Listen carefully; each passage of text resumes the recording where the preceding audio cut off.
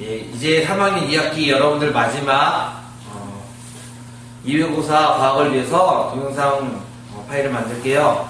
문제수는 31문제예요. 되게 많고요. 단원이 3단원이에요. 여러분들이 공부하는데 무척 힘들 텐데 오늘 하고 내일하고 이제 여러분들한테 나가는 프린트를 참고해서 그 프린트 내용과 교과서를 이번에 같이 참고해서 보겠습니다. 그래서 이 동영상 볼 때 교과서 같이 보고 화면 칠판에 적는 거랑 교과서랑 동영상 적절하게 멈춰가면서 공부하시면 도움이 될 겁니다. 첫 번째, 프린트 첫 번째 보면 해저 지형의 이름을 적어보자 라고 되어 있어요. 우리 교과서에 해저 지형이 어디에 있나 한번 살펴볼게요. 334페이지부터 이제 바다 단원이 시작되는데 337페이지에 보면 일반적인 해저 지형의 모식도, 즉 일반적인 해저 지형은 이렇게 생겼다라는 그림이 그려져 있습니다. 물론 이 그림이 나올 수도 있고 다른 그림이 나올 수도 있지만 거의 다 비슷비슷한 모식도니까 이 해저 지형 그림에서 해저 지형이 어떤 특징을 가지고 있는지 살펴보겠습니다. 첫 번째가 대륙붕입니다. 대륙붕. 우리 교과서 336페이지를 보시면 대륙붕이 이렇게 적혀 있습니다. 해안선에서 바다를 향해 나가면 완만한 기울기의 얕은 해저 지형이 나타난다. 즉 여기는 완만한 기울기고요. 그 다음에 보통 얕은 지형입니다. 보통 평균 수심, 물론 수심은 평균이라서 더 깊을 수도 있고 더 낮을 수도 있지만 평균적으로 200m, 바다 밑에서 이렇게 200m 정도 내려가는 정도의 공간을 대륙붕이라고 하고요. 대륙붕은 아주 중요한 그런 특징들을 가지고 있어요. 잘 보시면 해수면부터 깊이가 비교적 얇고요. 그 다음에 햇빛이 도착하고요. 해양생물이 많이 살고 있어요.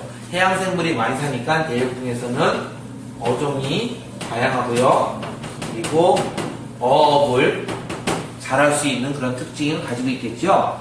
그리고 대륙붕은 어장으로서의 가치가 크다. 즉 어업을 잘할 수 있는 어장의 가치가 크고, 또 어떤 특징인지 보시면 석유, 천연가스 등의 매장 가능성이 높다. 즉 여기 지하자원, 특히 석유와 천연가스, 여러분들 우리나라가 수입하는 석유와 천연가스 중에서 바다에서 나는 것도 상당히 많거든요. 예를 들어 멕시코 마양 같은 곳, 아니면 영국 해역 같은 곳에선 이런 지하자원이 전부 다 대륙붕 근처에서 나타나요. 왜냐면 바다에서 이런 석유 자원을 캐는데 아주 깊은 바다까지, 즉 밑으로 3km, 4km까지 뚫을 수가 없거든요. 밑으로 생각을 해보세요. 바닷물이 찰랑찰랑 거릴 때 석유 시추선이 이렇게 있는데 이 시추선 밑으로 깊이에서 파가지고, 그러니까 깊이 넣고 그 다음에 땅을 파야 돼요. 근데 이 깊이가 얕을수록 채취하기가 더 용이하겠죠. 그래서 지하자원은 대륙붕에 있는 걸 주로 하고요. 대륙붕 더 밑으로는 사람들은 잘 선택을 못하고 있어요. 왜냐하면 너무 깊으니까 이게 너무 힘들거든요. 그래서 대륙붕은 다음과 같은 특징, 즉 우리가 이거 딱 보면 여기 요 특징 때문에 완만하고 얕은 지형이고 200m가 있고 햇빛이 잘 들고 이런 특징들 때문에 물고기가 많고 어장이 형성돼 있고 지하자원이 오니까 우리가, 즉 사람들이 이용하는 곳이죠. 이렇게 나가면 동영상이 오래 걸릴 것 같으니까 좀 빨리 나갈게요. 대륙붕은 완만하고 얕고 햇빛이 들어오고, 그 다음에 어장이 풍부하고 지하자원도 많고 사람들이 잘 이용하는 곳이 대륙붕입니다. 대륙붕 옆에를 볼게요. 대륙붕 옆에는 대륙사면이네요. 대륙사면은 337페이지에 적혀있죠. 대륙붕에서 더 깊은 지역까지 연결되고 육지의 끝과 육지의 골짜기와 비슷하게 생긴 해저 협곡이 발달되어 있습니다. 대륙사면은 해수면부터 약 2에서 3000m 사이에 위치합니다. 아래에서 육지에 이동되어 온 퇴적물이 쌓여져 있습니다. 대충 그림을 그리면 이제 이렇게 될 거예요. 바닷물이 이렇게 있을 때 육지의 끝에서 이렇게 천천히 내려오는 이곳을 대륙붕이라고 해요. 그러면 우리는 보통 사람들은 대륙붕도 육지의 일부라고 느껴요. 왜냐면 바닷물은 옛날에 높았던 적도 있고 낮았던 적도 있는데 낮았던 적에는 사람들이 여러 데서 살았거든요. 그래서 이렇게 갑자기 약간 깊어지는 곳 여기를 대륙사면이라고 해요. 그러면 대륙사면은 골짜기랑 비슷해요. 산에 이렇게 산이 있으면 이런 데가 골짜기죠. 이렇게 쭉 내려오는 것과 비슷해서 골짜기면 오늘 같은 날, 즉 가을철에 이런 골짜기에 낙엽들이 모이겠죠. 이렇게 낙엽들이 모이듯이 대륙붕에서 바다로 들어온 강물들이 여기에 침전물들을 쌓으면 이 침전물들은 쭉 흘러내리다가 이런 데 쭉 모아지게 되죠. 이런 데 쭉 모아져요. 그래서 이런 곳이 대륙사면입니다. 깊이는 2에서 3,000m 정도가 됩니다. 물론 더 깊을 수도 있지만 이건 평균적인 깊이입니다.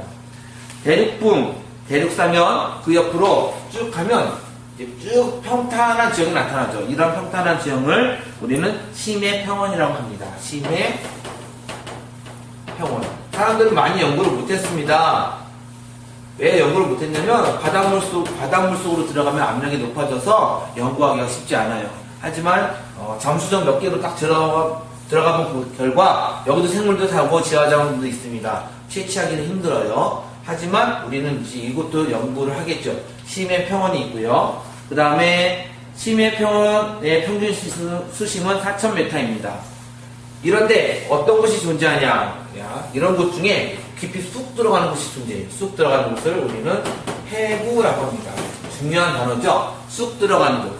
심해 바다 지형 중에서 대륙과 붙어 있으면 대륙붕, 쭉 내려가면 대륙사면, 심해의 평원. 그런데 쑥 들어간 곳을 해구라고 합니다. 세계에서 가장 깊은 곳이 바로 해구들 중에 있어요. 마리너 해구라고 11,000m, 즉 11km 밑으로 들어가요. 바다 밑에서.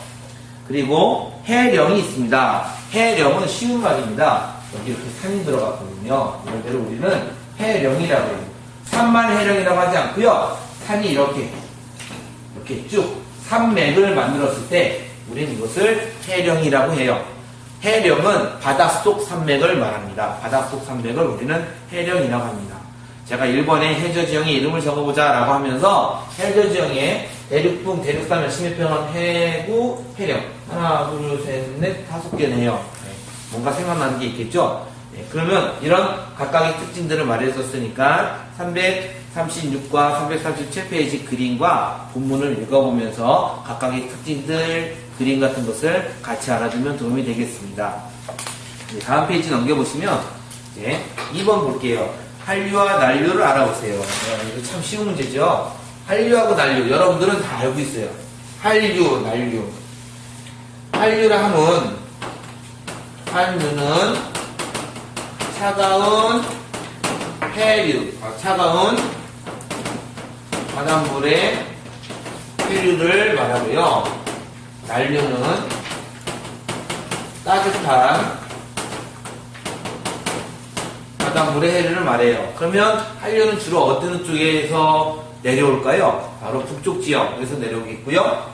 북반구를 기준으로 난류는 적도나 아니면 좀 따뜻한 지역에서 바닷물이 따뜻하다가 걔가 쭉 흘러다닐 때 우리는 걔를 난류라고 하겠죠. 한류와 난류는 우리나라 주변에도 있어요. 그래서 우리나라 주변에 어떤 해류들은 한류고 어떤 해류는 난류예요. 후반부에 또 나옵니다. 339페이지 보면 그림으로, 즉 적외선 그림으로 빨간색은 따뜻한 바닷물이 있는 곳, 파란색은 차가운 바닷물이 있는 곳이 되어 있어요. 주로 적도지방은 따뜻한 바닷물이고 양쪽의 지방은 차가운 바닷물이라는 사실을 알 수가 있습니다.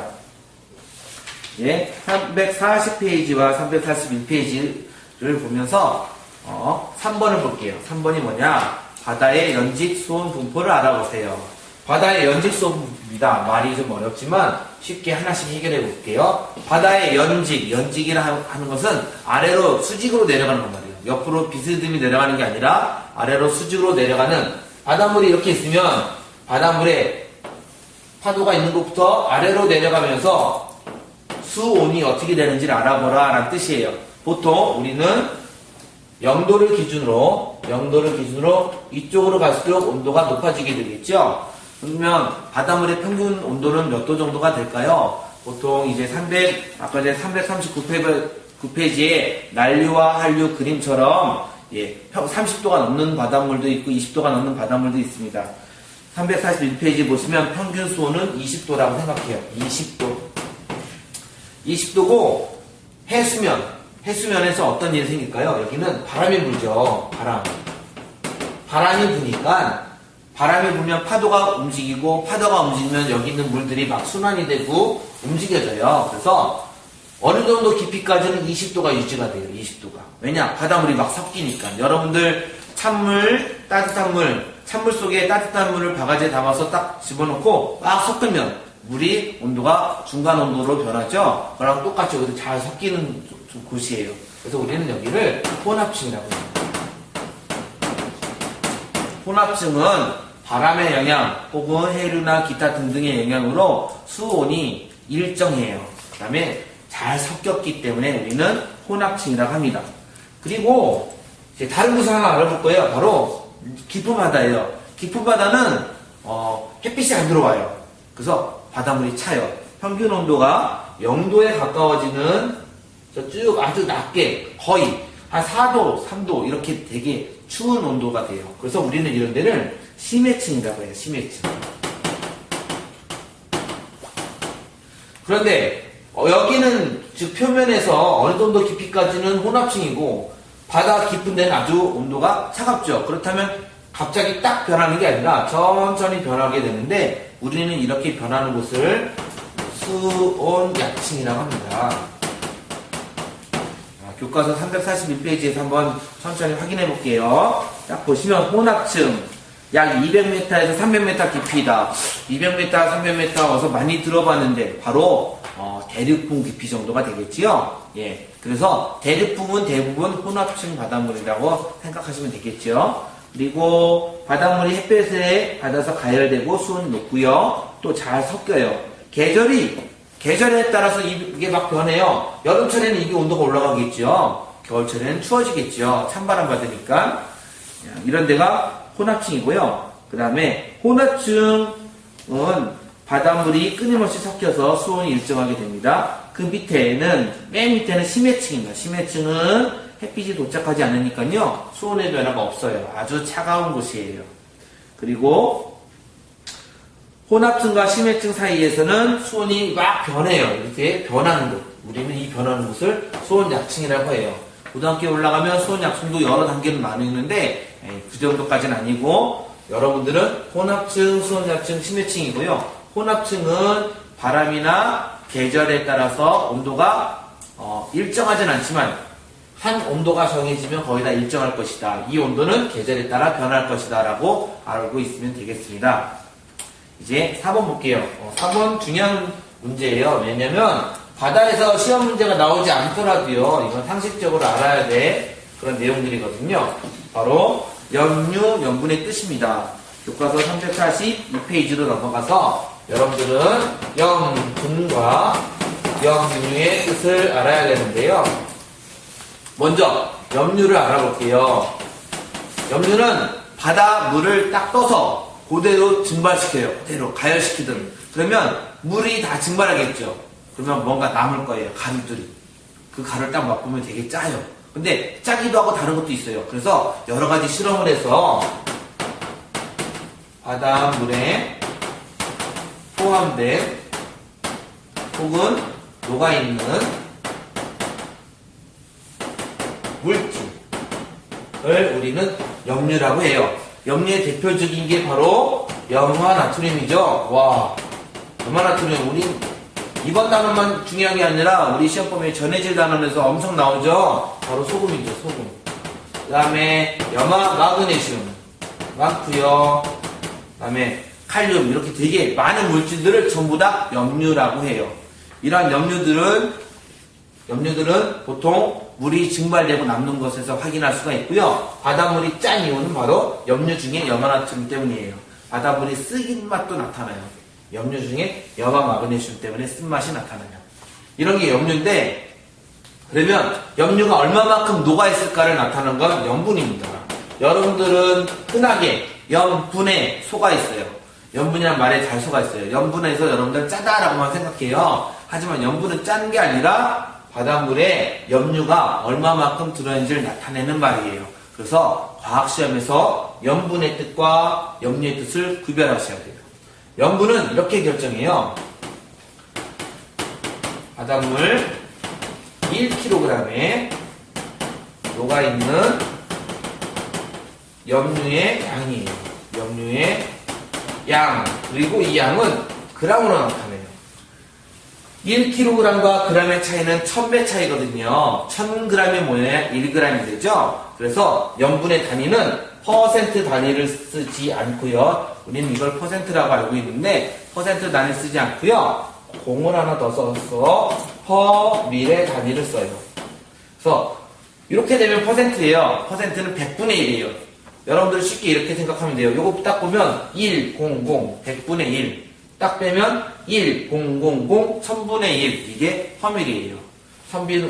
천분율. 즉, 왜 천분율이냐? g과 킬로그램은 1000배 차이죠. 그래서 천분율로 나타내요.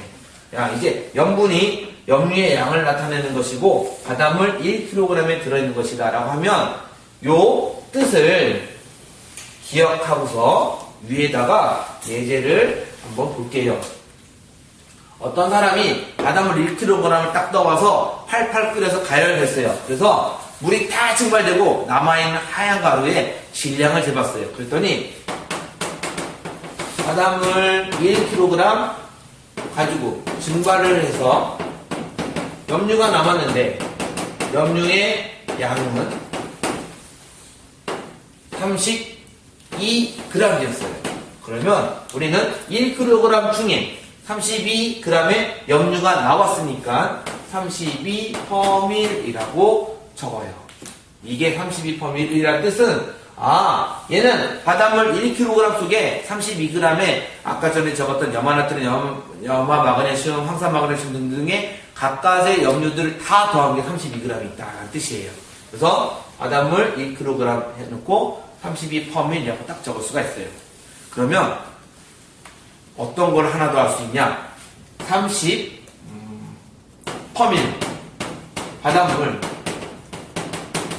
증발시킬 거예요. 그래서 300g의 염류를 얻고 싶어요. 30퍼밀 바닷물은 바닷물 1kg을 증발시키면 30g을 얻을 수 있다는 뜻이죠. 근데 얻고자 하는 양은 30g이 아니라 300g이에요. 30의 10배를 얻고 싶으면 바닷물도 10배 준비해야 되니까 10kg 바닷물 준비해야 돼요. 이처럼 퍼밀을 알면 얼마만큼의 염류가 들어있는지를 안다는 뜻이고요. 간단한 계산도 가능해요. 어떤 문제집을 봤더니 염류를 2kg 얻는다, 10kg 얻는다. 그러면 퍼밀 계산해서 몇 배 띄웠는지 알면 1kg 곱하기 몇 배로 해주면 돼요. 이제 바닷물과 염분의 관계를 아셨고요. 그 밑에 염분이 변하는 이유는 무엇일까요? 라고 적혀있어요. 343페이지를 잘 보시면 이제 염분이 쭉 적혀있어요. 잘 봤더니 37퍼밀 되는 데도 있고요. 36퍼밀, 35퍼밀 되어 있고요. 우리나라 근처 한번 볼게요. 우리나라 아주 왼쪽에 조그맣게 되어 있는데 파란색이죠. 파란색은 염분이 조금 낮다예요. 그 다음에 북극해와 남극 쪽은, 특히 북극해 쪽은 파란색이죠. 염분이 낮아요. 이런데 왜 염분이 낮을까? 염분이 낮다는 소리는 물이 더 많다는 뜻이죠. 염류가 적다는 뜻이에요. 왜 염류가 적고 물이 더 많냐? 물이 많은 이유가 있을 거예요. 첫 번째, 비가 많이 오면 염분의 숫자가 떨어져요. 비는 물이잖아요. 그러니까 물이 많이 오면 염분의 숫자가 떨어질 거예요. 근데 우리나라 주변에 비 많이, 장마철에 많이 오지만 그렇게 많은 편은 아니고 우리나라 주변엔 강물이 있어요. 이 파란색. 한강이 서해로 들어가죠. 중국의 황하강, 양쯔강 등이 서해로 들어가죠. 서해로 들어가면 이 서해는 강물이 많이 들어오니까 바닷물이 적은 거죠. 그냥 물이 더 많이 들어와서 염분이 낮아요. 북극 쪽은 왜 염분이 낮을까요? 북극은 얼음이에요. 얼음. 다 얼음. 이거 녹으면 얼음에 물이 증가하죠. 그래서 북극 쪽도 염분이 낮아요. 염분이 변하는 이유는 무엇일까요? 바로 주변의 강수량, 증발량, 강물의 양에 따라 달라질 거예요. 강수량이 많으면 염분이 낮아지고 강수량이 적고 증발이 많이 되면, 즉 물이 많이 공기로 날아가면 염분의 숫자가 높아지겠죠. 주변에 강이 있다 없다도 중요한 원인이 될 겁니다. 이제 6번 볼게요. 연분비 일정의 법칙이에요. 345페이지에 표가 나와 있어요. 연분비 일정의 법칙이 무엇이냐? 바로 염분의 비율을 좀 알아본 건데요. 이거는 표를 보면 쉽게 해석이 돼요. 그래서 345페이지 표를 잠깐 볼게요. 345페이지 표를 봤더니요. 황해와 동해의 염화 나트륨의 양이 다르다는 사실을 알 수가 있어요. 황해와 동해에서 염화 나트륨 양을 딱 봤더니 동해의 염화 나트륨 양이 많지요. 황해, 즉 서해는 강물이 들어오니까 염화 나트륨 양이 적지요.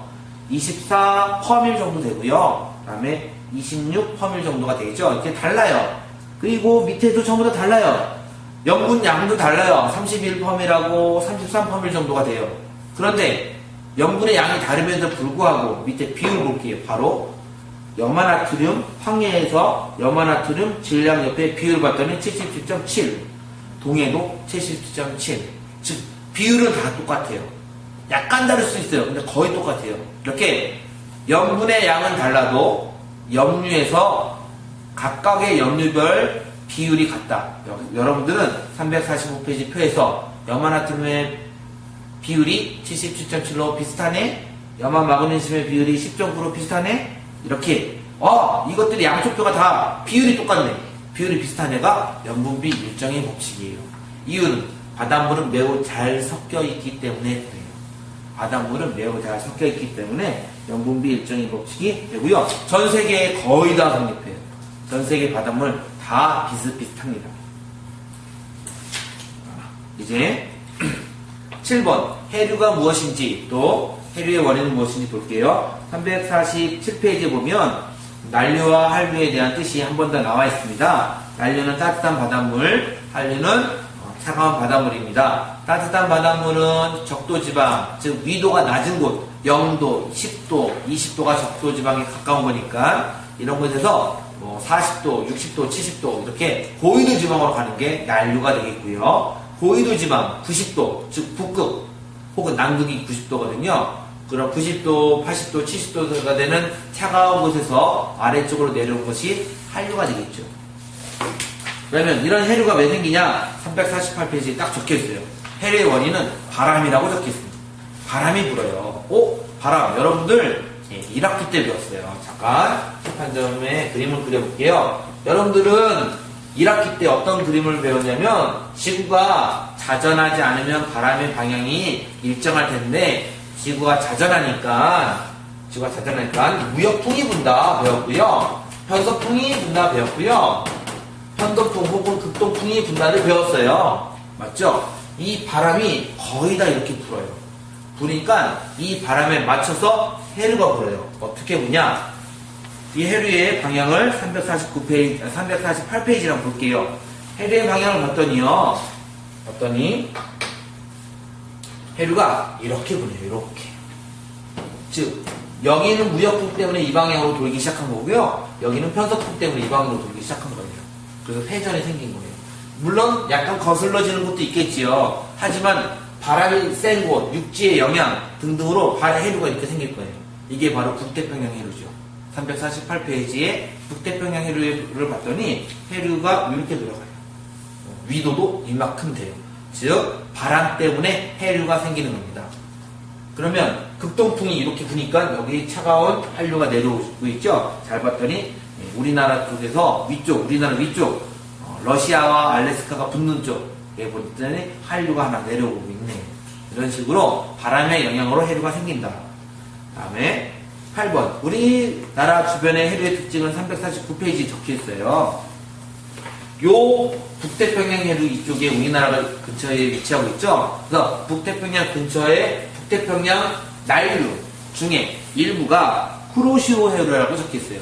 쿠로시오 해류, 즉 일본 쪽으로 일본에서 태평양 쪽으로 쓱 지나가는 해류예요. 이 쿠로시오 해류에서 한 줄기가 딱 삐져나와서 쓰시마 해류와 동안 난류가 돼서 쭉 지나갈 거예요. 즉 난류가 동해안으로 올라가고요. 또 황해 난류, 즉 황해안은 쪽 낮은 대륙풍이 황해안 쪽으로도 해류가 쑥 올라가요. 그거 다 난류예요. 그런데 북한 한류하고 리만 한류가 있죠. 리만 한류에서 떨어져 나온 차가운 북한 한류가 동해안 근처에서 만나네요. 그러면 동해안 근처는 난류 해류에 사는 물고기도 있고 한류에 사는 물고기도 있고 그래서 좋은 어장이 형성된다고 사회 시간이나 이런 시간에도 배웠을 거예요. 예, 그래서 우리나라 주변의 해류의 특징은 난류와 한류가 적절히 섞여요. 주로 동해안에서 그래요. 그 다음에 이제 350페이지 볼게요. 350페이지에 보면 이제 바다를 전체적으로 우리는 바다 현상을 딱 봤는데 바닷물이 해류로 움직이는 것만 보는 게 아니라 바닷물이 올라갔다 내려갔다 하는 현상도 생기거든요. 여러분들이 알고 있는 밀물과 썰물 현상이에요. 이제 볼게요. 9번 밀물, 썰물, 만조간조, 도속의 뜻을 설명해 보세요. 먼저 밀물은 되게 쉽습니다. 물이 오는 거죠. 물이 쭉쭉 올라오는 게 밀물이죠. 네, 되게 쉽죠. 썰물, 물이 쭉쭉 내려가는 거예요. 밀물은 물이 와서 올라간다. 썰물은 물이 쓸려 내려가서 물의 수위가 낮아지는 게 바로 밀물과 썰물이 되겠고요. 이렇게 바닷물이 높아졌다 낮아졌다 하는 현상을 우리는 조석 현상이라고 합니다. 조석 현상은 바닷물이 올라갔다가 내려갔다 하는 현상입니다. 그러면 만조, 간조의 뜻이 뭐냐? 밀물 때 물이 다 왔어요. 가득 찼어요. 그때를 만조라고 해요. 간조는 썰물 때 물이 내려갔어요. 그래서 최대로 내려갔을 때를 간조라고 해요. 예, 우리 교과서에 보면 가장 높을 때를 만조, 가장 낮을 때를 간조라고 한다라고 적혀있죠. 그래서 여러분들이 350페이지 이제 잘 가로놓기 같은 문제 이런 거나 아니면 뜬 그려보는 문제도 좋겠지요. 만조, 간조 알아두시고요. 조속의 뜻은 바로 밀물과 썰물 현상이 나타나는 것을 우리는 조석 현상이라고 합니다. 10번 조차, 사리, 조금의 뜻을 설명해 보세요. 조차, 사리, 조금은 352페이지에 있습니다. 352페이지 볼게요. 조차, 만조 때와 간조 때의 높이 차이를 조차라고 합니다. 예, 우리는 인천에 살고 있죠. 인천 월미도에서 어떤 학생이 실업을 하기로 마음먹고 이제 며칠 동안 거기서 빵만 먹고 살 거예요. 월미도 담장에 딱 가서 여기서 사람이 딱 서서 여기 밀물, 썰물을 다 잴 거예요. 어느 날은 만조 때 물이 여기서 찰랑거렸어요. 여기서 찰랑, 만조 때. 그날 썰물 때 이만큼 됐어요. 그러면 우리는 여기를 조차라고 할 거예요. 이 차이를 조차라고 하는 거예요. 그런데 다음날 봤더니 만조 때 이만큼밖에 안 올라오네. 간조 때 이만큼밖에 안 가네. 그럼 조차가 작아졌죠? 날짜마다 조차가 달라져요. 신기하네. 라고 해서 날짜마다 조차가 달라지는 것을 기록한 것이 352페이지 그래프예요. 352페이지 그래프는 어느 날은 밀물이 많이 올라오고 많이 내려가고 어느 날은 밀물이 조금 올라가고 조금 내려온 거를 날짜마다 이제 기록을 해본 거예요. 그랬더니 위에 까만 점, 아래 까만 점들이 바로 만조 때 높이, 간조 때 높이가 되겠죠. 이 조차가 생겼을 때 잘 보시면 밑에 동그라미가 보이죠. 이 동그라미 맨 밑에 표, 바로 그게 달의 모양이에요. 달이 어떻게 됐을까? 까만 거, 동그란 거, 반달 모양이 있는데 이거는 앞에 이제 설명이 적혀 있습니다. 앞에 이제 351페이지 보면 조성예보 밑에 오른쪽에 적혀 있어요. 조성예보 자에서 원령에서 반달 모양은 하얀 달이다. 까맣게 닷을 했으면 달이 보이지 않는 삭을 말한다 라고 적혀 있죠. 여러분들이 삭과 망에 대해서는 배우지 않았거든요. 하지만 이제 삭과 망에 대해서 배우지 않았어도 달이 안 보이는 날이 있어요. 보름달이 보이는 날이 있어요. 그걸 이제 보고 할 거예요. 잘 봤더니 352페이지 그림 첫 번째에서 잘 봤더니 반달이 보이죠? 왼쪽이 밝은 반달이 첫 번째로 보여요. 왼쪽이 밝은 반달, 이게 보이죠? 이렇게. 이게 보이죠? 이게 보이는데 이날 조차가 꽤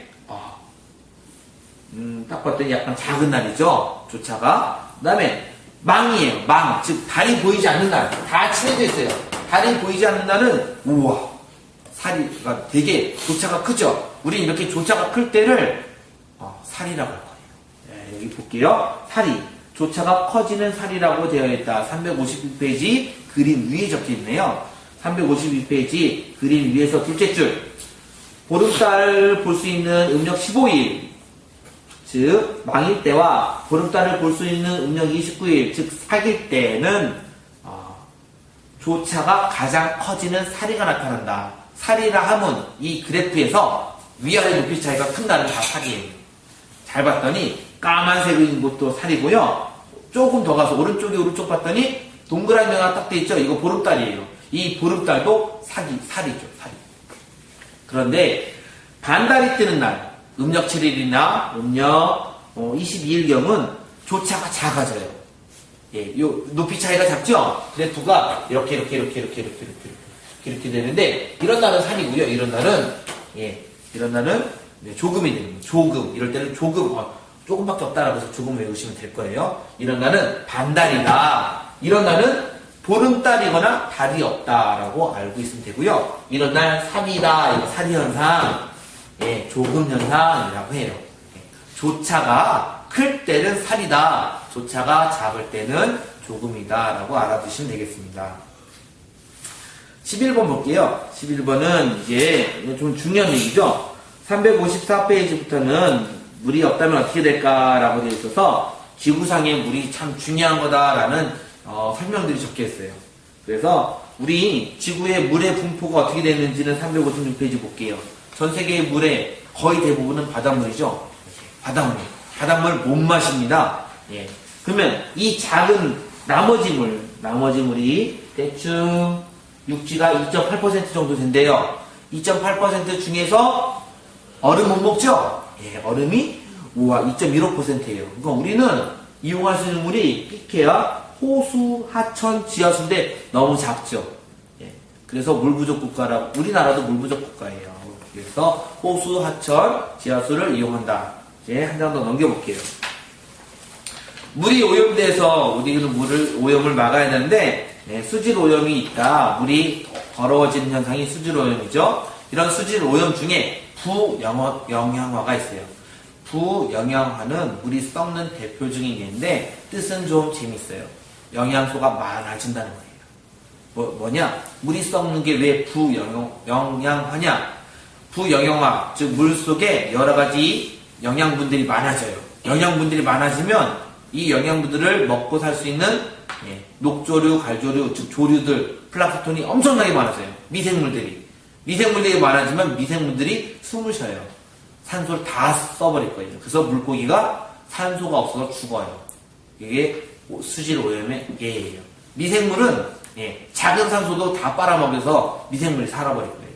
그래서 수질 오염은 위험하고 부영양화라는 단어 알아두시면 되겠습니다. 이제 다음번 파일에서는요, 전해질에 대해서 공부하겠습니다.